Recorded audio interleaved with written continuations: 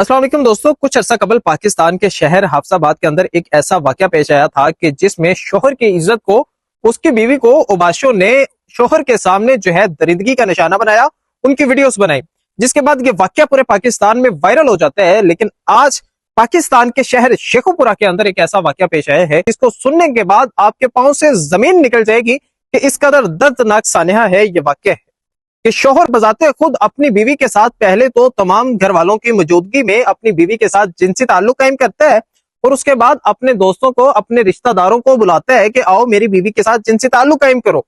वजह क्या है? वजह जान के आप भी जो है इस शोहर को जो है लानत तो लाजमी भेजेंगे कि किस किस्म का बदबख्त ये शोहर है और वजह क्या है। ये सारी तफसील आज इस व्लॉग में आपके सामने रखने की कोशिश करूंगा। इससे पहले आपसे एक गुजारिश है कि इस वीडियो को रुकना नहीं चाहिए, इस वीडियो को इतना शेयर करो कि वो लड़की आज जो हॉस्पिटल के अंदर अपनी जिंदगी और मौत की कशमकश में पड़ी हुई है उसको जल्द से जल्द इंसाफ मिले। और इसके बाद हमारा सीसीडी से ये इल्तिजा है, उससे अपील है कि इस बदबख्त को आप भाई किसी ना किसी तरह इसको एडजस्ट करो और इसको किसी पुलिस मुकाबले में जो है आप पार लाजमी करो कि इस तरह का दरिंदा इसको जीने का हक नहीं, कि जिस तरह इसने अपनी बीवी के साथ एक मुकद्दस रिश्ते के साथ जो है इसने जो है दरिंदगी की इंतहा कर दी। ये जो तस्वीर में आपको नजर आ रहा है, बकाया तस्वीरें तो मैं आपके सामने नहीं शेयर कर सकता फेसबुक की पॉलिसी के तहत। तो होता कुछ यूं है कि ये लड़की जिसका नाम जन्नत है, 13 साल कबल इसकी शादी कर दी जाती है उस्मान के साथ, जिससे इसका एक बेटा और एक बेटी होते हैं। 7 साल का बेटा है और 8 माह की बेटी है। तो उस्मान की जानिब से अपनी बीवी पे तशद्दुद किया जाता, उस पे जो है मारा जाता, पीटा जाता कि भाई मैं तो दूसरी शादी करना चाहता हूँ,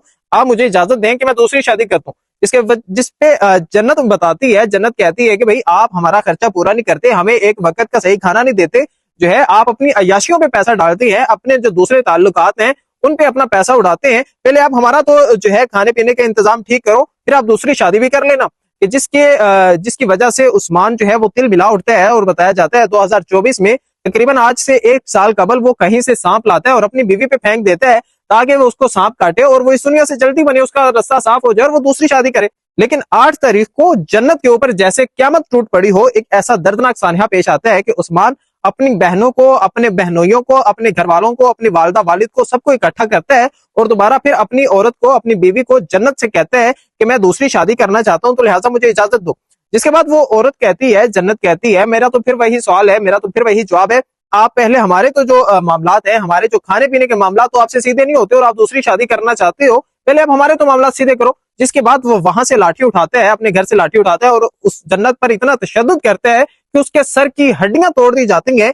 और उसके बाद तमाम घर वालों की मौजूदगी में अपनी बीवी के साथ जिनसी ताल्लुक कायम करता है और उसके बाद अपने बहनोइयों को बुलाता है कि भाई आओ आप भी मेरी बीवी के साथ जो है वो जिनसी इस्तेहसाल करो, इसके साथ जिनसी ताल्लुक कायम करो। उसके साथ जिनसी ताल्लुक कायम किया जाता है, फिर उसकी बहनें आती हैं जो उस पर अपना यूरिन करती हैं, फिर उसके बाद सास और ससुर आते हैं, वो उस पर इतना तशद्दुद करते हैं कि भाई जिस्म की कोई हड्डी बाकी नहीं बचती। इसके बाद जब इसको पता चलता है कि अब हो सकता है कि इसके घर वाले राब्ता करें, तो लिहाजा कोई ऐसी तरकीब सोची जाए कि उनको किसी तरीके से जो है मुतमईन किया जाए। तो इसके बाद उस्मान जो है अपने ससुराल लाहौर में चाइना स्कीम के पास जहाँ पे उनकी रहाइश है, उनको फोन करता है, जी आपकी बेटी का एक्सीडेंट हो चुके हैं, तो लिहाजा आप जल्दी आए, इनको किसी हॉस्पिटल में लेके चलती है। जिसके बाद उस्मान, जिसको ये गालबन उम्मीद थी कि अब जैसी मैंने अपनी बीवी की हालत कर दी है अब ये तो फौत हो चुकी होगी, तो उस्मान जो है अपनी बीवी को हॉस्पिटल लेके जाता है, जहां पे डॉक्टर उसको रेफर कर देते हैं कि भाई अब इसकी जो कंडीशन है वो इंतहाई ज्यादा क्रिटिकल है, आप इसको लाहौर किसी हॉस्पिटल में लेके जाए। तो जब उस्मान उसको लाहौर लेके जाता है तो लाहौर के डॉक्टर उसको देखते हैं, उसको चेक करते हैं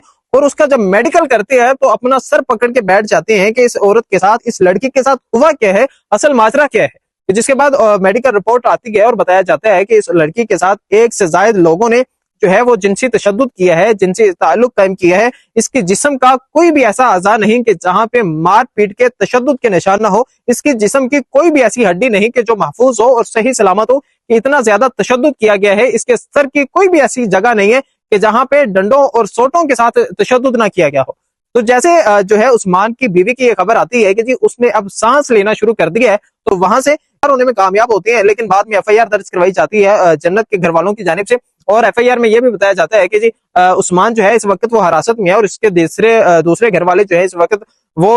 भागे हुए हैं और इनका अभी तक कोई सुराग नहीं मिल रहा। तो नाज़रीन व सामीन, ये थी वो सारी तफसील कि एक शादी के करने पे उसने अपनी बीवी के साथ पहले तो खुद सारे खानदान के सामने उसके साथ जिनसी ताल्लुक कायम किया, फिर घर वालों को, अपने बहनोइयों को बुला के अपनी इज्जत का کہ بھئی وہ رشتہ کہ جس کو اللہ تعالیٰ نے ایک مقدس رشتہ بنایا ہے کہ جس کو اگر کوئی غیر مرد بھی دیکھتے ہیں تو عورت مرد کو جو ہے وہ ایک غیرت نہیں گوارا کرتی، لیکن یہ کس قسم کا مرد ہے، یہ کس